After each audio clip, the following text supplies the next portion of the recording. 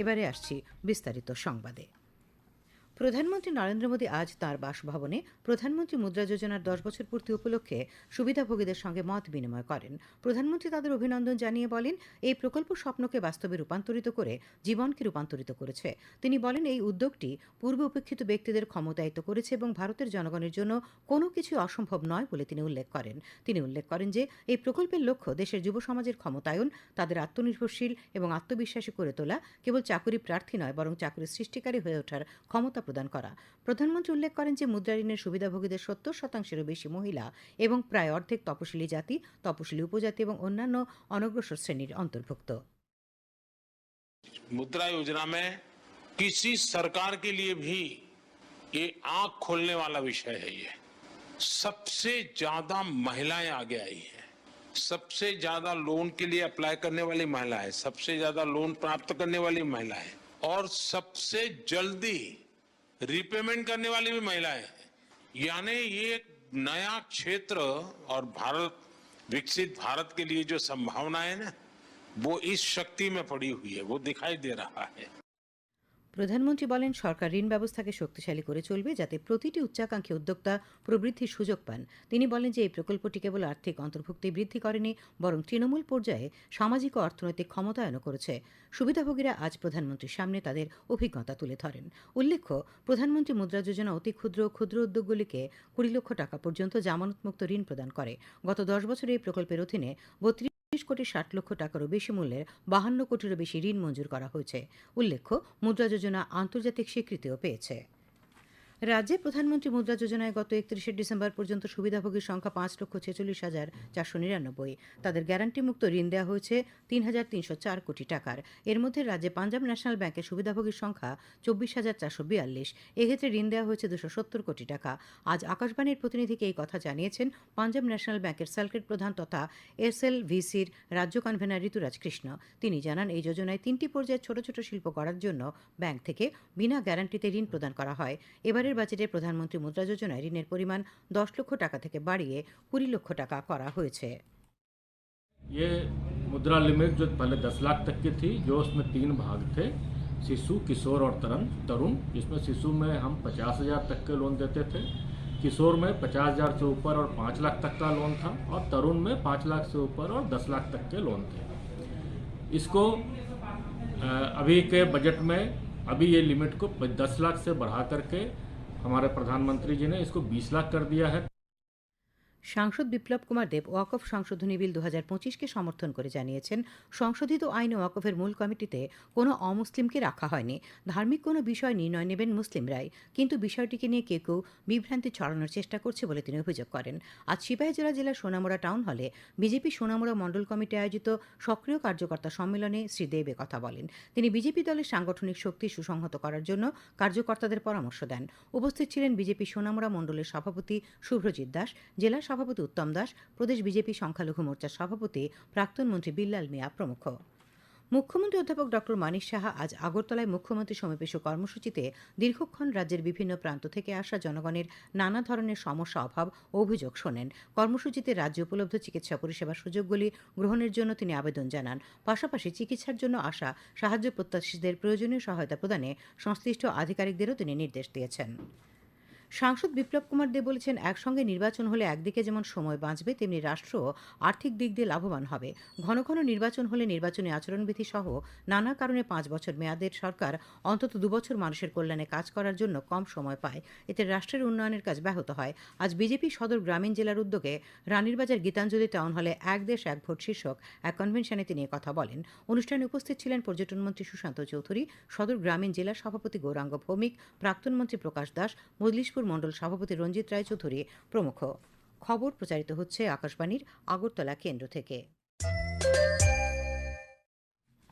আকাশবাণীর সংবাদের আপডেট পেতে লগ ইন করুন www.newsonair.com এবং নিউজ অন এয়ার অ্যাপ এবং টুইটার ও ফেসবুক। দাবা সংগঠক প্রবোধ রঞ্জন দত্ত আজ ভোর রাতে শেষ নিঃশ্বাস ত্যাগ করেছেন। মৃত্যুকালে তাঁর বয়স হয়েছিল 83 বছর। দীর্ঘদিন ধরে তিনি বার্ধক্যজনিত রোগে ভুগছিলেন। প্রয়াত দত্ত ত্রিপুরা ম্যাট্রিক্স চেস একাডেমির সভাপতি ছিলেন। মৃত্যুকালে 2 পুত্র 1 কন্যা সহ আত্মীয় পরিজন অসংখ্য গুণমুগ্ধ রেখে গেছেন তিনি। তার বড় ছেলে কিরিটি দত্ত বিশিষ্ট ক্রীড়া সাংবাদিক এবং ছোট ছেলে প্রসেনজিৎ দত্ত ফিরে মাস্টার, আন্তর্জাতিক দাবাড়ু এবং ভারতীয় দাবা দলের কোচ। প্রয়াত প্রবোধ রঞ্জন দত্তের মৃত্যুতে গভীর শোক প্রকাশ করেছে ত্রিপুরা স্পোর্টস জার্নালিস্ট ক্লাব। শেষ শ্রদ্ধা জানান আগরতলা প্রেস ক্লাবের সভাপতি প্রণব সরকার, রাজ্য দাবা সংস্থার সভাপতি অভিজিৎ মল্লিক প্রমুখ।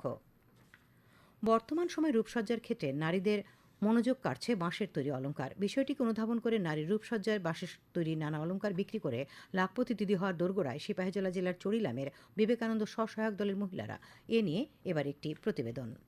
টিআরএলএমের সহযোগিতায় নিজেদের আর্থিক উন্নতির নতুন দিশা খুঁজে পাচ্ছেন ত্রিপুরার গ্রামীণ অঞ্চলের মহিলারা।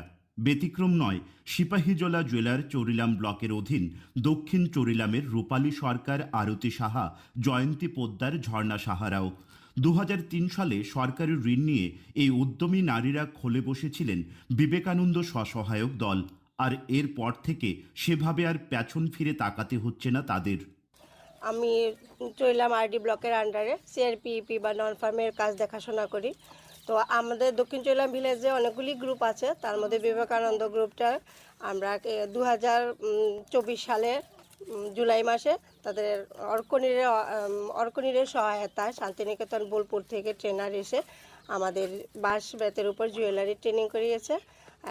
তার এই 30 জন পুরুষ মহিলাকে ট্রেনিং করানো হয়েছে, তার মধ্যে 8-10 জন কাজ করছে এবং তারা ভালোই সাড়া পাচ্ছে।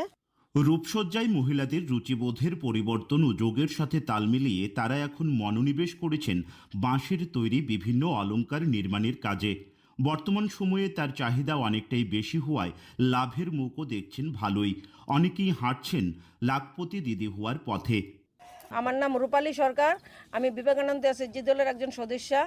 আমি এখন বেম্বু জুয়েলারির দিকে একদম নজর দিচ্ছি, কারণ দেখছি ত্রিপুরার মহিলারা এখন বেম্বু জুয়েলারির দিকে খুব চাহিদা এবং স্বর্ণের দাম এখন প্রচুর।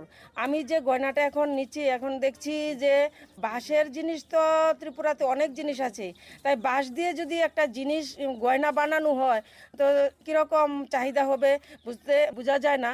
তারপরে আমরা ট্রেনিং নেওয়ার পরে আমি এখন 5টা মেলা করেছি, ওই মেলাতে আমার গয়নাগুলো নিয়ে বসেছিলাম এবং আমি ইউনিক কিছু নতুনত্ব ডিজাইনের উপরে আমি এই গয়নাগুলো বানিয়েছি। সিপাহীজলা জেলা থেকে আমি অভিজিৎ বর্ধন, আকাশবাণী, আগরতলা।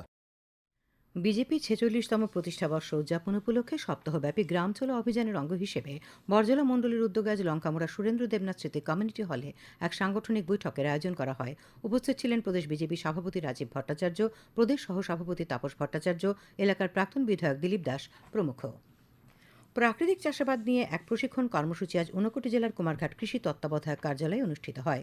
প্রশিক্ষণ কর্মসূচিতে কৃষি দপ্তরের বিভিন্ন স্তরের আধিকারিক ও কর্মী ছাড়াও ত্রিপুরা গ্রামীণ আজীবিকা মিশন, কৃষি বিজ্ঞান কেন্দ্র, প্রাণী সম্পদ বিকাশ দপ্তরের কর্মকর্তারা উপস্থিত ছিলেন। কর্মসূচিতে অংশ নেন কৃষি উপ অধিকর্তাদ্বয় অমিতাভ চক্রবর্তী এবং সৌমেন নন্দী, সহ অধিকর্তা অস্মিতা শর্মা প্রমুখ। আবহাওয়া। আগামী 24 ঘন্টায় রাজ্যের উত্তর ঊনকোটি, ধলাই এবং গোমতী জেলায় বিক্ষিপ্তভাবে বজ্রবিদ্যুৎ সহ ঘন্টায় 30 থেকে 40 কিলোমিটার বেগে ঝোড়ো হাওয়া বয়ে যাওয়ার সতর্কবার্তা জারি করা হয়েছে। বাকি জেলাগুলিতেও বিক্ষিপ্তভাবে বজ্রবিদ্যুৎ সহ বৃষ্টিপাতের সতর্কবার্তা রয়েছে। আগামীকাল আকাশ আংশিক মেঘাচ্ছন্ন থাকবে। তাপমাত্রা আগামীকাল সর্বোচ্চ 34 ডিগ্রি সেলসিয়াস এবং সর্বনিম্ন 24 ডিগ্রি সেলসিয়াসের কাছাকাছি থাকতে পারে। আজ দিনের সর্বোচ্চ তাপমাত্রা ছিল 35.2 ডিগ্রি সেলসিয়াস এবং সর্বনিম্ন 24.5 ডিগ্রি সেলসিয়াস। শেষ করার আগে খবরের বিশেষ অংশগুলি আরেকবার। প্রধানমন্ত্রী নরেন্দ্র মোদী আজ প্রধানমন্ত্রী মুদ্রা যোজনার 10 বছর পূর্তি উপলক্ষে সুবিধাভোগীদের সঙ্গে মত বিনিময় করেন। রাজ্যে প্রধানমন্ত্রী মুদ্রা যোজনায় গত 31 ডিসেম্বর পর্যন্ত সুবিধাভোগীর সংখ্যা 5,46,000-এরও বেশি। সাংসদ বিপ্লব কুমার দেব বলেছেন, সংশোধিত ওয়াকফ আইনে ওয়াকফের মূল কমিটিতে কোনো অমুসলিমকে রাখা হয়নি। রাজ্যের বিশিষ্ট দাবা সংগঠক প্রবোধ রঞ্জন দত্ত আজ শেষ নিঃশ্বাস ত্যাগ করেছেন। স্থানীয় সংবাদ আজকের মতো এখানেই শেষ হলো। পরবর্তী বাংলা স্থানীয় সংবাদ প্রচারিত হবে আগামীকাল সকাল 7:35 মিনিটে।